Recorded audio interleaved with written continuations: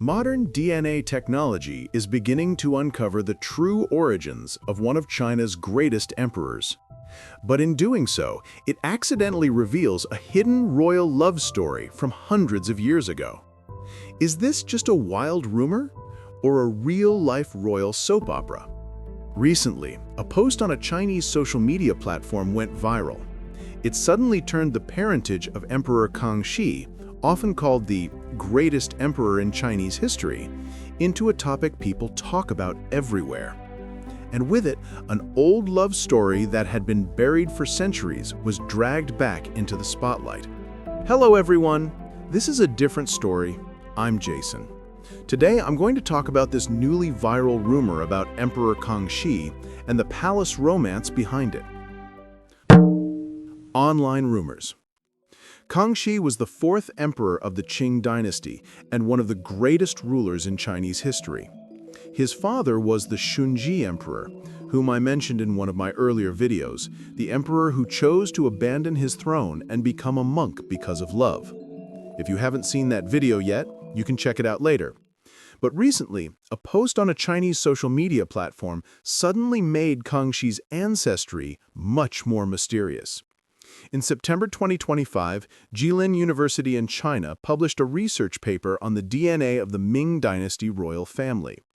A user commented under the post and asked, "Why not publish the DNA of the Qing royal family?" Another user replied, "They actually tested it, but they found that the DNA of later emperors didn't match the earlier ones, so they didn't allow it to be released." That one reply instantly blew up the internet. Soon after, another user dug up an old novel written about 100 years ago. According to the novel, Kangxi was at the center of the whole thing.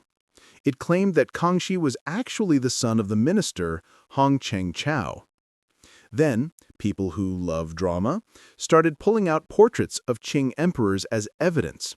They noticed that Kangxi's father and grandfather both had round faces, but Kangxi had a pointed, sharp face, and Hong Chengchou's portrait had the same sharp facial structure as Kangxi.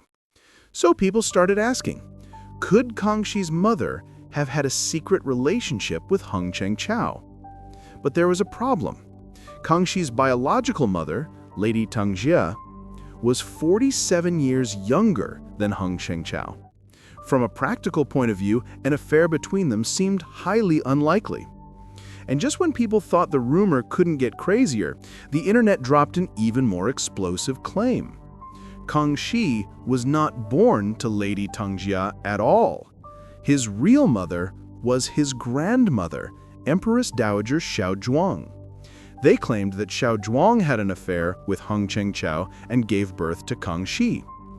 If that were true, how did Kangxi suddenly go from being a son to becoming a grandson? A story from 100 years ago. Everything goes back more than 200 years to a royal relationship. If you've watched my earlier video, you already know the story of Kangxi's grandmother, Empress Dowager Xiaozhuang. Let's do a brief review here. Xiaozhuang was the wife of Hong Taiji, the second emperor of the Qing Dynasty, and she was also the mother of the third emperor, Shunji. Her relationship with Hong Taiji was extremely complicated. We will talk more about that later. So how did she become connected to Hong Chengchou? Hong Chengchou is one of the most controversial figures in Chinese history. He was originally an official of the Ming Dynasty and was captured during the war against the Qing. Because of his exceptional administrative talent, he was considered extremely valuable. Hong Taiji, the Qing emperor at the time, very much wanted him to surrender. But Hong Chengchou refused. He went on a hunger strike for days, refusing to bow. At that moment, Xiaozhuang entered the story. According to legend, she first approached Hong Chengchou disguised as a maid, lowering his guard. Then, using a gentle approach, she slowly persuaded him through family, compassion, and practical reasoning. In the end, Hong Chengchou surrendered to Hong Taiji and later helped the Qing dynasty destroy the Ming dynasty. because the Ming dynasty was a native Han Chinese dynasty, while the Qing was founded by a minority ethnic group, Hong Chengchou, a Han Chinese, helping the Qing overthrow his own homeland, made him the target of heavy criticism throughout history. You could say that Xiaozhuang persuading Hong Chengchou was the moment their contact began. Many people believe that in the second year after Hong Chengchou surrendered, when Xiaozhuang's husband Hong Taiji died, Xiaozhuang began a secret relationship with Hong Chengchou and gave birth to a child. That child, they say, was taken out of the palace and raised in secret. Years later, Xiaozhuang's grandson became infected with smallpox. To avoid spreading it in the palace, he was sent outside for a period of care. It is said that during this opportunity, Xiaozhuang and Hong Chengchou secretly swapped Xiaozhuang's grandson with their own son outside the palace. Then the child was brought back and later inherited the throne. According to this version, the true origin of Emperor Kangxi is that he was the son of Hong Chengchou and Empress Dowager Xiaozhuang. So, is any of this actually true? Evidence.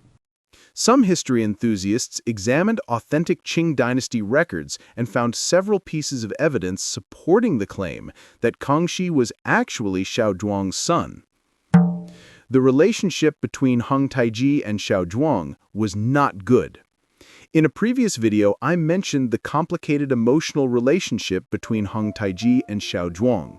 Hong Taiji first married Xiaozhuang's aunt, Empress Che, but because Che never gave birth to a son, her family married Xiaozhuang to Hong Taiji in order to maintain ties with the imperial family.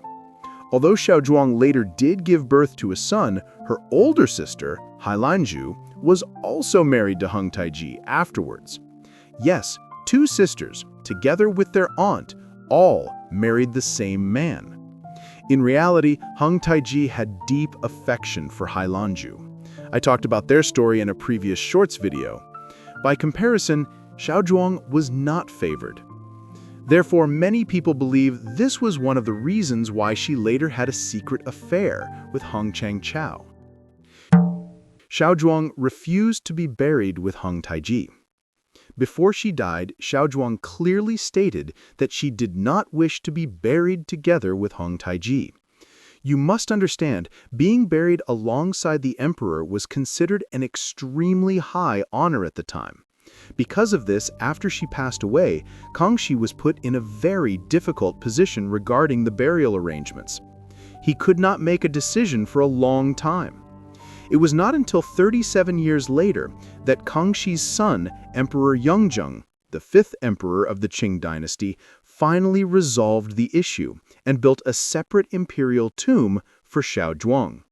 Many people believe Xiaozhuang refused the joint burial because she had a secret relationship with Hong Chengchou and therefore could not face Hong Taiji.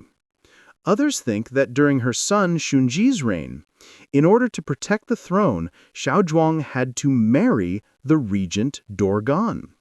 Because of this, she felt guilty and refused the joint burial. Yes, there are many stories about Xiaozhuang's romantic life. The rumors about her and Dorgan are something I will make a separate video about in the future. But in short, the emotional tension between Xiaozhuang and Hong Taiji, and the fact that she ultimately was not buried with him, are historical facts. The age controversy of Kangxi. Official records say that Kangxi was born in 1554 and was only 8 years old when he ascended the throne. However, according to records from Korean envoys who attended Kangxi's enthronement ceremony, the 8-year-old Kangxi looked like a boy of 12 or 13. Because of this, many people suspect that the so-called Kangxi was actually the child of Xiaozhuang and Hong Chengchou, older than Xiaozhuang's real grandson. Kangxi's attitude towards Xiaozhuang. According to Qing tradition, when an emperor's mother died, the emperor was required to observe mourning for 3 full years. However, when Kangxi's official biological mother, Lady Tangjia, passed away, Kangxi mourned only for a few days. But when Empress Dowager Xiaozhuang died, Kangxi followed tradition and mourned for 3 years. Because of this, many people speculate that Kangxi later learned the truth about his bloodline and treated Xiaozhuang as his real mother. Aboi's attitude towards Kangxi. Aboi was one of the founding military leaders of the Qing Dynasty and one of Kangxi's regents. He was extremely loyal to Hong Taiji and Emperor Shunji. Yet when Kangxi inherited the throne, Aboi suddenly attempted to overthrow him. He failed and was eventually captured. Later generations therefore believed that Aboi might have discovered Kangxi's true origins. To protect the purity of the royal bloodline, he chose rebellion. DNA conclusion. As discussions about Kangxi's origins continued to heat up, Professor Yan from Minzu University of China published an article. He said that in 2019 he had collected DNA samples from descendants of Kangxi's grandson, the 5th son of Emperor Yongjing. The test results showed that their genes indeed came from the lineage of Hong Taiji's father, Nurhaci. In other words, the so-called secret child swap is genetically impossible. So how should we explain the evidence that netizens have raised? Regarding the differences in face shapes seen in the emperor's portraits, experts explained that Kangxi's portraits were painted based on his appearance in later years. By then, Kangxi's body had noticeably thinned. In addition, Western chiaroscuro techniques were beginning to be applied in painting, which made facial bones appear more pronounced. This is why Kangxi's portraits look significantly different from those of his ancestors. As for the other doubts raised by netizens, experts have not provided further responses. Therefore, many netizens still remain unconvinced and continue to question Kangxi's true origins. Actually, Jason believes that who Kangxi's real father was is not the most important point. This is because in feudal society, imperial power primarily served the interests of the royal family, not ordinary people. Whether the emperor was Manchu or Han, he would not truly protect the rights of commoners.